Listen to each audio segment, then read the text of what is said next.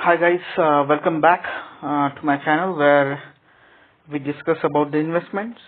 So in last session we discussed about why there is a need to invest.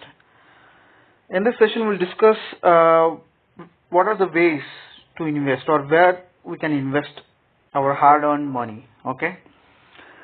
So the very first thing is, let's say if you don't invest.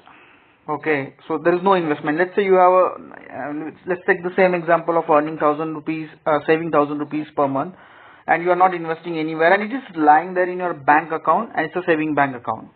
Okay, so you are not doing anything with it. So generally, bank nowadays, bigger banks gives you, if you don't do with that money anything, and then that saving accounts would give you around 4% of return.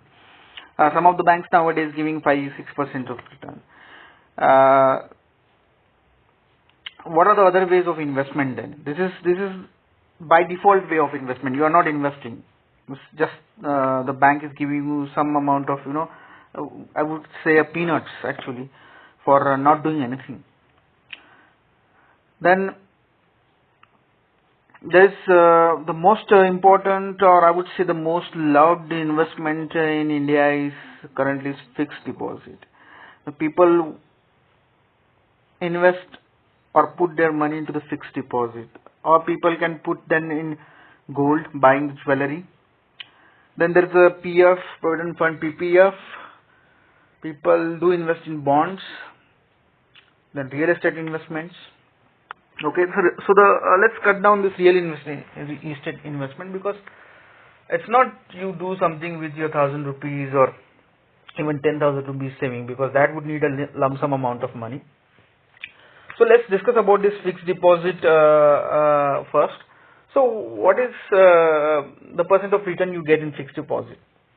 I guess nowadays you get with big banks with good credit rating would be getting around 7.5, maybe for senior members it's 8% or thereabout. There are certain corporate banks with lower credit rating would be giving you certain maybe 0.5% or 1% more, but we'll stick with this 7.5%, okay, on a safer side. So these, and now we discussed in last video the current inflation rate is, let's say, 5%. Okay, so you are earning, let's say, a couple of percent more than what the inflation rate is. So you are beating the inflation rate, but with 2%, additional 2%.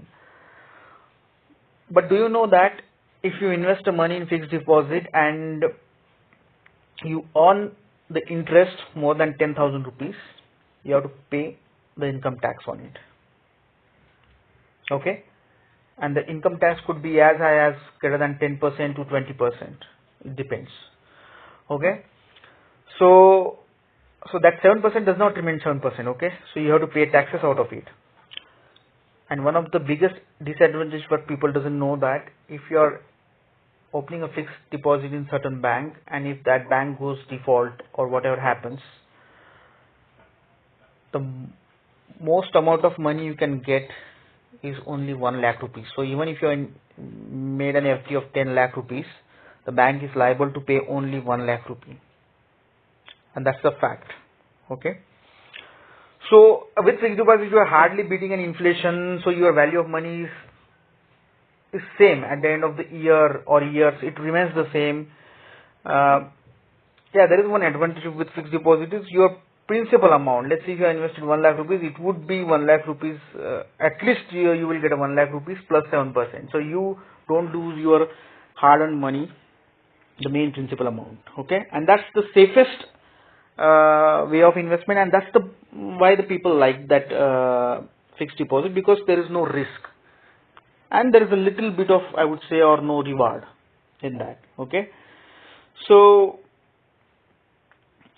that's the fixed deposit, and that's what people like about it. But as I said, what is wrong with fixed deposit is it hardly beats an inflation. Okay, and your value of money will remain same.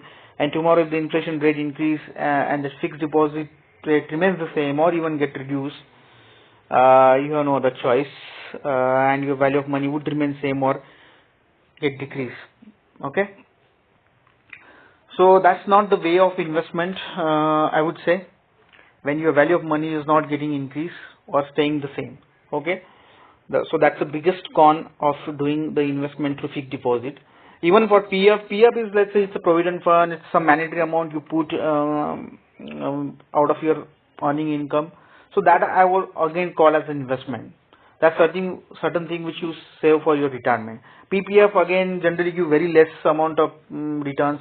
Nowadays I guess it reduced to 8, I don't know, even 8.5. Again that hardly beats an inflation.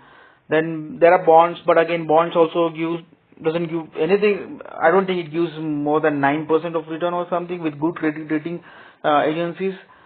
Real estate, we discussed about it with this monthly saving of 1,000 or whatever, even 10,000 rupees, you can't invest in the real estates, right?